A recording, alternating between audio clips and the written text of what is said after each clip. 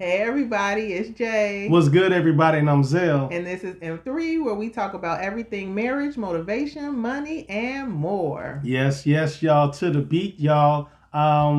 Today we got another good episode for you. Happy to see you. Happy you're here. Happy to be with you. Hey, it's a beautiful day wherever you are. Enjoy it. Get out there and do something for yourself. Do something kind for someone else as well. Before we get started, let's do our disclaimer. Kick Boom. it to me. To him. Kick it to me. Disclaimer. Okay. The views and opinions expressed on M3 are not necessarily those of anyone other than ourselves. Check this out. So we are not professional therapists, psychiatrists, psychologists, none of that. We just giving you our views and our opinions and our insight on life as we live it, as we see it as a married couple, and as we talk about marriage, motivation, money, and more. Sometimes we talk about more. Sometimes we talk about marriage. Sometimes we talk about motivation.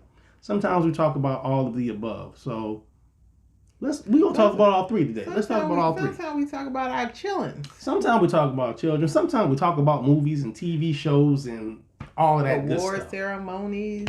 You never know what you like. Forrest Gump said.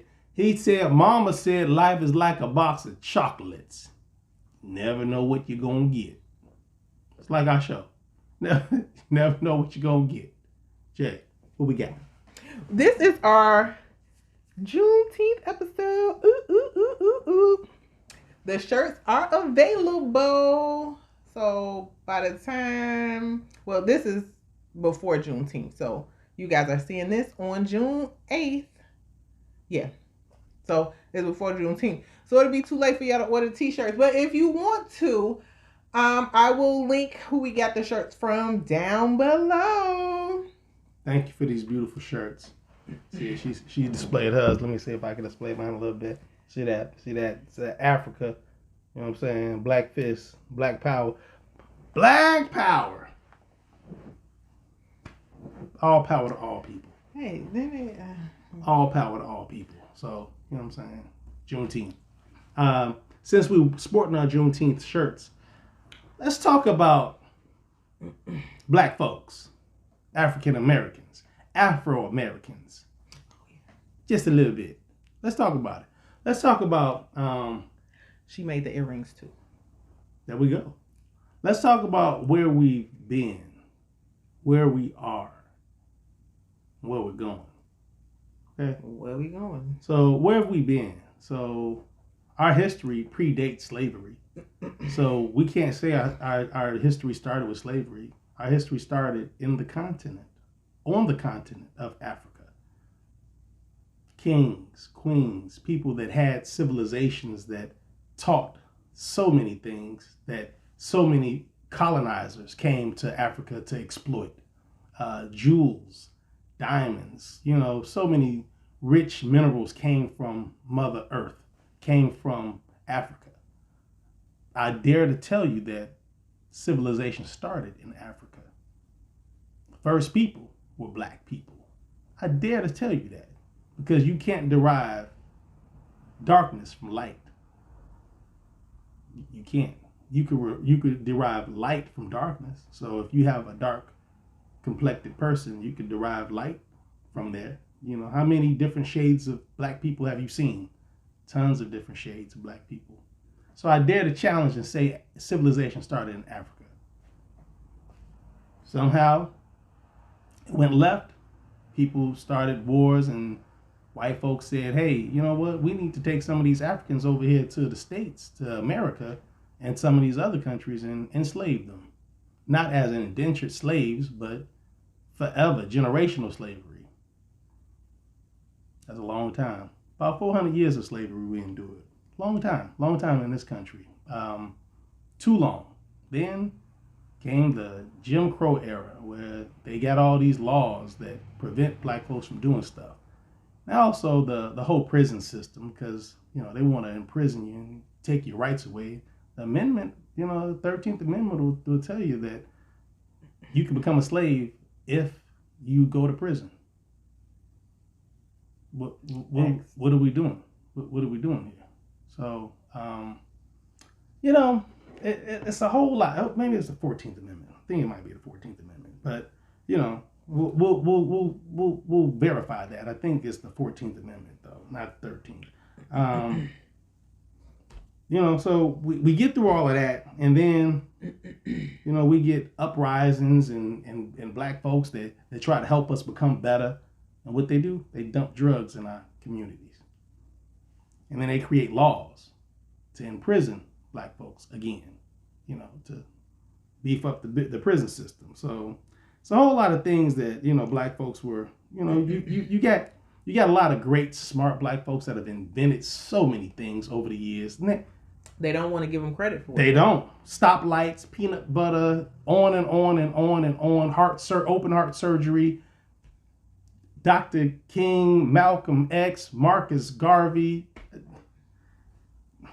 What's that lady with the hair? Madam C.J. Walker. Madam C.J. Walker. You know, so many black folks that have invented and done so many wonderful things for this country, and for us to still be treated as second-class citizens is ridiculous, because this country wouldn't be what it is, which I'm talking about America, without black folks, because we are the fabric of American society as well, but we're not treated as such. So we rocking our Juneteenth shirt because, you know, Juneteenth is our what? Independence Day. Talk to the people, wife. It's our Independence Day. Y'all know she gotta have on the shades to be fabulous. But if we knew as a people, like, the colonizers are scared of us. That's why they want to imprison, because they know that if we are in numbers, we are mighty. Mm-hmm. And we have the knowledge to know everything. To know whatever we want to know. We have the knowledge to do that. So if we stop competing and degrading and trying to see who can be better, I'm not going to tell you, because then you going to do it before me, and then that's going to leave me out. If we stop that and we work together, it will be amazing. It will absolutely be amazing. But because we don't want to, because it's a choice, because we don't want to, we not. And it's sad. It's sad. It is absolutely sad. You had said something earlier. What did I say? I can't remember. What he said. He had said something, but I be trying not to interrupt him, because y'all know I get off script real quick. I get off script real quick, and once I'm off, I just keep going. It's the 13th Amendment that ended slavery. Sorry about that. So it's 13th Amendment that ended slavery. But if you get convicted of a crime and you go to prison, you can become a slave again. The amendment says that. Check it out. Look at it. Read it. Like, how many years is it that they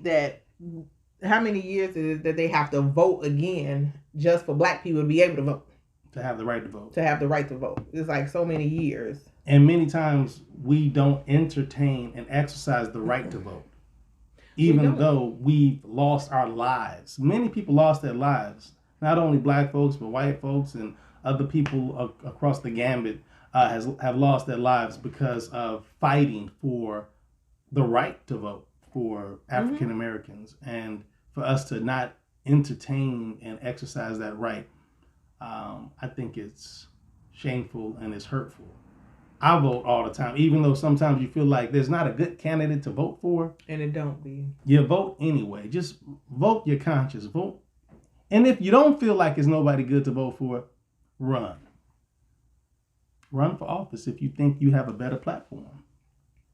We have a new mayor in the city of Chicago. Oh, I was gonna say, Brandon Johnson. Oh, yeah. Brandon Johnson. Shout out to Brandon Johnson. You got a hard job ahead of you, brother. Like I always say, everybody want to be the manager until it's time to be the manager. Listen, that's going to be a tough job for this brother. We'll see. Young brother, 47 years old. I hope he come in and do some good in the hood. I mean, he got a tough job ahead of him. But I hope he do, you know. Let's see where are we now? Do you think that we're much better off now than we were 20 years ago? Nope, I do not. 30 years ago? I think it's worse. Well, I guess not worse than, 20 years ago. Yeah, I think it's worse than 20 years ago. I think these people out here have lost their minds, and they think they can say and do whatever they want to because they have been allowed to do whatever it is they want to do without any repercussions to their actions. And now everybody with these cell phones, I wish I can pull out my cell phone and hit that video as fast as these kids be doing, but I tell you, and you catch some stuff. But it's a shame that you have to do that just to prove that somebody did something to you. And it's a shame that if you see a police have pulled over a group of young men, that you feel that you have to pull over too just to make sure that them young men only gonna get a ticket or whatever they did, because you just don't know. You don't know. And it's sad. So no, I don't think it's no better. No. 20 years ago? No. Yeah. 20 years ago, I was in my 20s. And it was still racist people out there. But now, 20 years ago, they'll be like, they'll whisper behind your back. Look at her. Look at her. They whisper behind your back. Now they just say it in your face. Because what? What you gonna do? Until you bop them upside their head, then they want to be like, oh, they assaulted me. No, you should have kept your mouth closed is what you should have did. And when you get your brakes beat off of you, then you want to holler. Holler help. Karen and Ken be killing me. What do you think? Well, I'm not advocating beating the brakes. I ain't advocating it neither, but keep your mouth closed. However, where we are today, I'm going to tell you, I recently read the autobiography of Malcolm X, and Brother Malcolm was assassinated in 1965. Many things that he said, and he put, in his book that was written by the guy that did Roots. What's his name? Let's look him up. So, oh my God, I can't think of his name. Come on, help me. So, the autobiography of Malcolm X, a lot of things that he said in the book are relevant today. And he was assassinated in 1965. So how, in 1965, so how are things that were said in 1965 still relevant in 2023? You said who wrote it? Who directed? Yeah, who wrote it? The autobiography of Malcolm X. Oh, I thought you said Roots. Yeah, the Roots was his story too. The writer. No, that's Roots, the gift. No, that was Roots, the movie. But how is it still relevant? Because things haven't changed that much. There is a system. There's a system that's in place to keep the minorities down, to keep you in a place that is Alex Haley. Yes, Alex Haley wrote the autobiography of Malcolm X by sitting down with him and getting him to talk about his life, and he recorded it. So from these recordings, when the book was finally out and published, I think Malcolm had been already assassinated.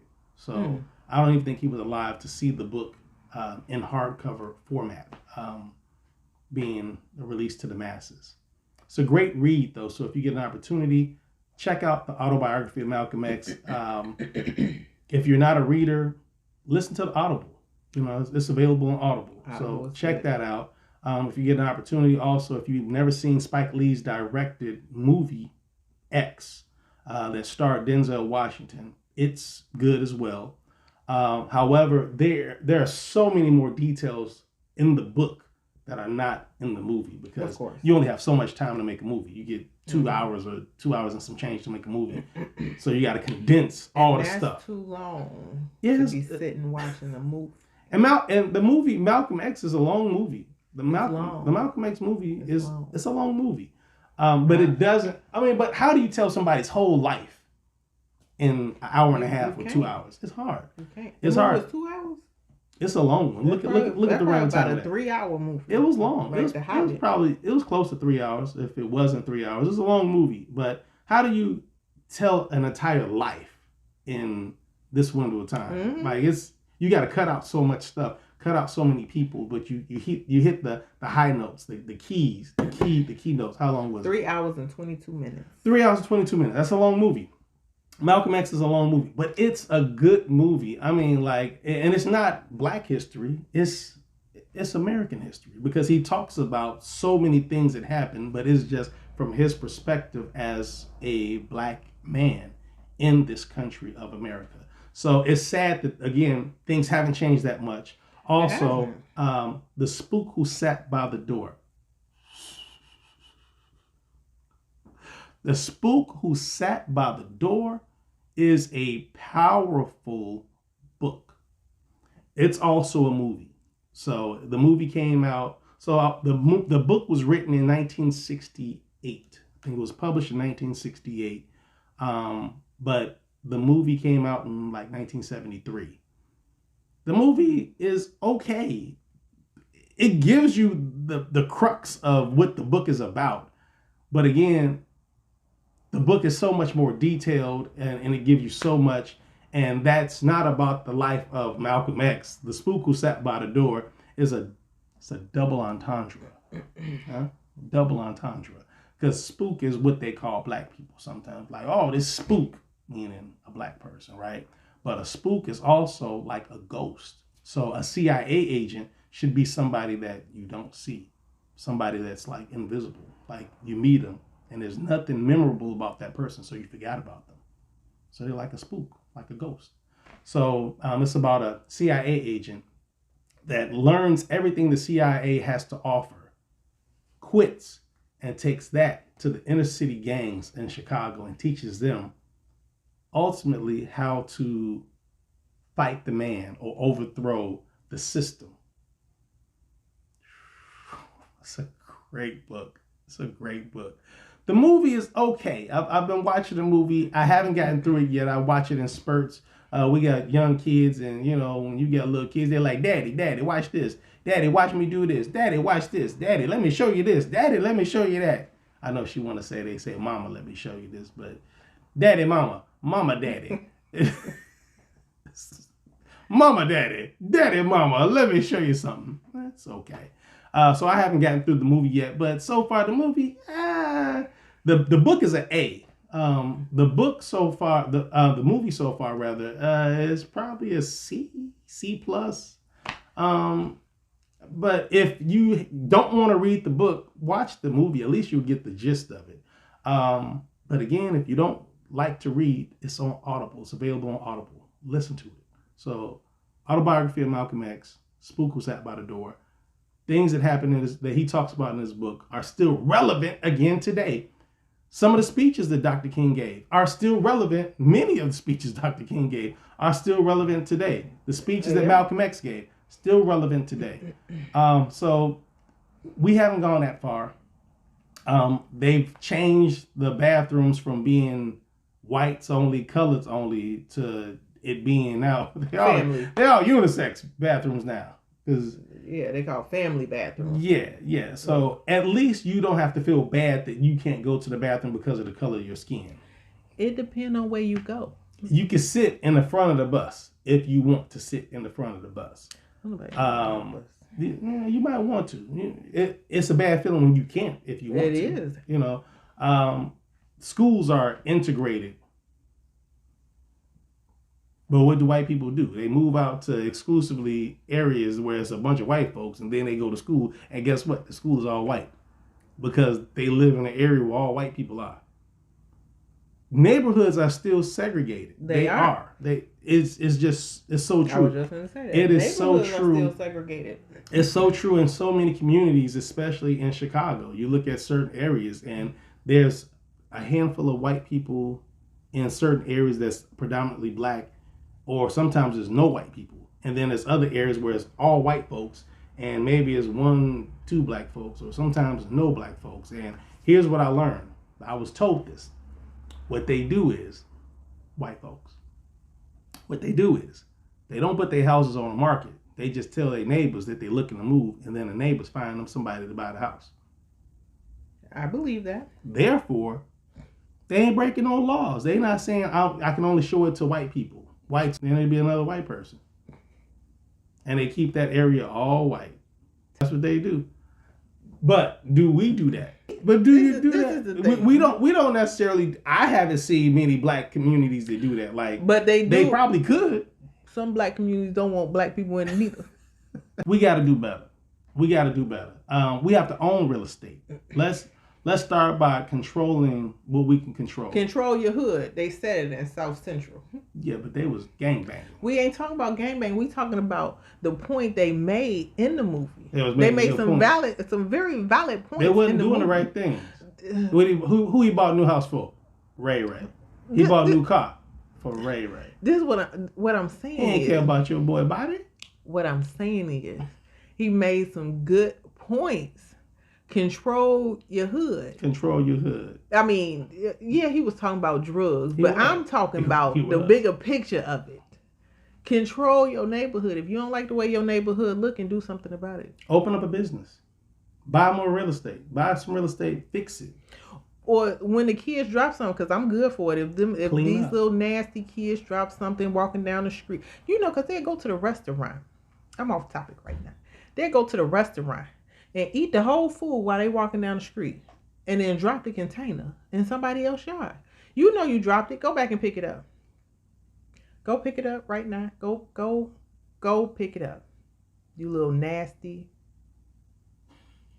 little kid who know better. That's all I got to say. Let's talk about gentrification for us. Talk about a neighborhood that you moved in that was predominantly white, and then what happened? Let me see. No, this neighborhood used to be all white.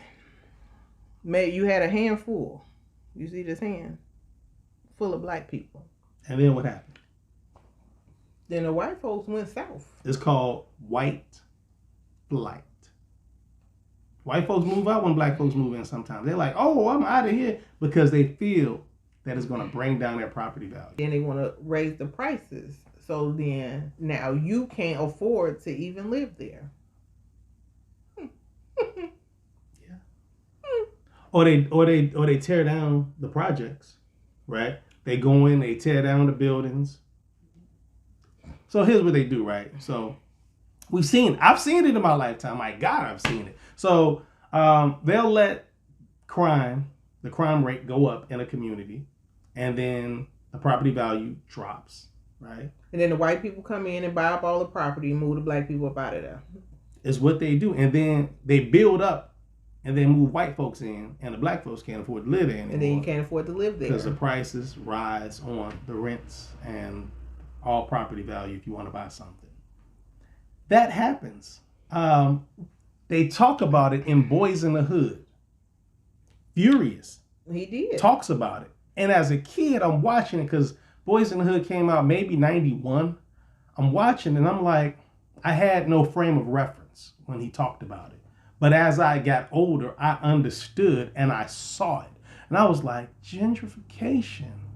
Furious talked about it. It's a real thing. Like, white folks, not all white folks, white folks with power and money are so devious. Some black people. Black folks had slaves too. They did. So it's people with money. If you got money and power, it's like, and you don't want to help. You're not using your powers for good. Use your powers for good. Help somebody. Like they said, either they don't know, don't show, or don't care about what goes on in the hood. That's what Ice Cube said. Yo, shout out to Code Fi. We use that as a sample on one of our songs, Eve of the Apocalypse. When I catch a saying in a movie, I don't care what the movie is, I'm going to say it. Especially if I remember it correctly. Cube said that. Either they don't know, don't show, or don't care about what's going on in the hood. And they don't. They showing it now. They know it. They showing it. They showing it. They don't care though. Every time you turn on the TV, they talking about how many people done got shot. All the time. Over the weekend. We got to do better. Not only that is we talk about some of the mass murders that happen, not only in our community but outside of our community because of just fools with guns. We all got to do better. We all got to do better as a people, as a people, meaning as a human race. We all got to do better. We do. Gun reform. We got to start doing some gun reform. We got to do better. They ain't gonna do that. We have to. We have to do better. We have to care about what's going on now and care about what's going to happen for our children. Because if we don't, there is no tomorrow for our children. I feel like Bobby Johnson. OG Bobby Johnson. I was just going to say. That's what I'm feeling like. If you do wrong to that man, you can later apologize. You can later apologize to that man. If you steal his goods. You steal his goods. You can return those goods. But if you kill that man, there is no tomorrow for that man or his family. You can't make it right if you take a life. You cannot. Now that, as she said, control your hood is from South Central. Listen, we got to do better. We got to do better. Where are we going? Let's talk about where we're going. I want to talk about reparations. Are we ever going to get it? Probably not in my lifetime. They said one state was talking about approving it or something for one state. There is a gap between white wealth and black wealth, right? So white wealth is here, black wealth is down there. Like it's a big gap. It's a big gap. Now let's not talk about the few black billionaires that we have. There are a few. But how many poor black folks do we have in America? Too many to count. Now, I'm not saying there's not poor people in all races, because there are. There's a lot of poor. There's a lot of people that don't have. They just don't have. They don't have the means. They don't have the financial IQ to do things to improve their situation. And sometimes they just don't have the opportunities to improve their situation. But other races have more opportunities than people that look like us. So what do? We got to work harder. We got to be better. We got to be smarter. We got to be more careful. We got to be more cautious. We got to mind our P's and Q's. If we want to stay alive when we get pulled over, it's almost like you got to be super on point, on guard, and sometimes you still get mistreated and your life gets taken. So it's like, how do you win? You know, it feels like Michael Jackson from The Wiz. You can't win. Like, how do you win? But we can't give up. We got to keep fighting a good fight every day. We got to be your brother's keeper. Be your sister's keeper. Watch out for each other. Don't take somebody in another country and beat them to death, let them die, and be like, I don't know what happened to them. Who did it? Oh, that girl, Shaquilla Robinson. We got to be better to each other. We got to look out for each other. Protect each other. Let's be your brother's keeper. What happened to friends? What about brotherhood, sisterhood? Like, what happened to friends? Like, that's not your friend if you take somebody to another country to beat them to death, kill them. First of all, and act like that wasn't a friend while they was here, because they was probably doing some extra stuff when they was here. They wasn't playing that all day. They was playing that all week, son. It's sad. We gotta do better. Look out for each other. Sad. Protect each other. Love each other. What happened to if we go somewhere together, we all coming back together? No, you ain't leaving with nobody else. We go together. We came together, so we leaving together. For real. Look out for one another. Let's do that. Let's be mindful of that. Are we gonna get reparations to help bridge that gap? No. Like Cedric said, yeah, reparations Cadillac be the number one dealership. Look, Dave Chappelle show talked about it. When they got reparations on the Chappelle show, what they do?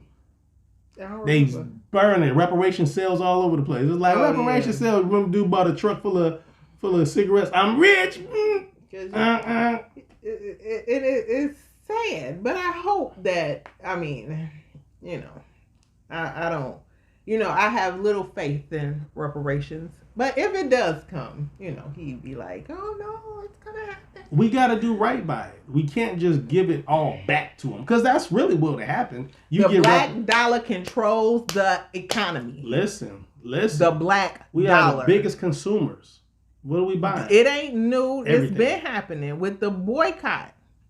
They knew if black folks stopped riding the bus, they was going to have a problem. Yeah. That's why they didn't want nobody else carrying them nowhere. They wanted them to walk so they could feel the pain, so they would have to be like, oh, I got to get back on this bus. Because without that dollar, they bus company will fail. Talk about it. Alabama bus boycott is what she's referring to. Rosa Parks. Shout out to Rosa Parks' family. Reverend Dr. Martin Luther King Jr. The black dollar Shout out to the controls King the family. economy. Please know this. Absolutely. We spend more money than anybody else. Google it. Look it up if you want to. It's there. We got to do better. We got to do better with controlling our hood. Control your hood. Get out there. Buy you some real estate. Get out there. Start a business. Own a business. Build something. And if you Let's own work a on business, generational wealth. If you own a business, black people, let me just say this. I love my black people, but I don't always like shopping with y'all. Tell them why. I'm gonna say that because y'all don't know how to act. Y'all unprofessional. Please greet me when I walk through the door.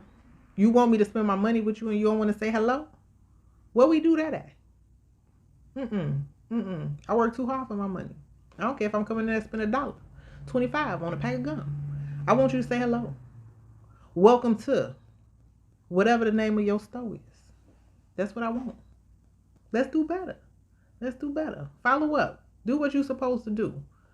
And you will get more people patronizing your business. Train your employees properly. Doggone it. Now, with all that said, this is Juneteenth weekend. Y'all go out barbecue. No shooting. Shoot fireworks. Buy black. Buy black. Buy black. Support a black business. A wonderful, wonderful June 4th. And try not to kill everybody. Juneteenth. I'm thinking about July 4th. See the devil. And if you don't know, Juneteenth is the day that was recognized as the end of slavery in Texas because the Texas slaves didn't know that slavery ended because the white owners didn't tell them. Juneteenth. Go out, have a bang up good time. Shop black. Shop black. Everything will be linked below. Shop black and enjoy your weekend. Remember, persistence brings forth transformation. So go out and choose to have a good day. Stay active. Stay focused. Stay safe. And even if you can't stay motivated, stay consistent. One love. M3.